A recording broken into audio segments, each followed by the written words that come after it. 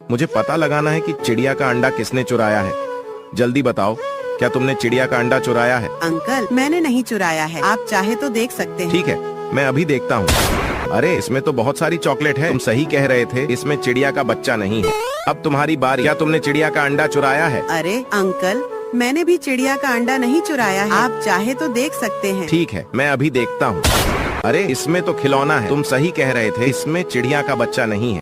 अब तुम्हारी बारी, लेकिन उसे देखने से पहले आप लोग बताओ, आपको पैसा चाहिए या मम्मी का प्यार? मम्मी को प्यार करने वाले वीडियो को लाइक करके चैनल को सब्सक्राइब कर लें और कमेंट में आई लव मम्मी लिख दें। जल्दी बताओ, क्या तुमने चिड़िया का अंडा चुराया है? नहीं तो मैं तुम्हें जेल में डाल दूंगा। अरे अंकल, हाँ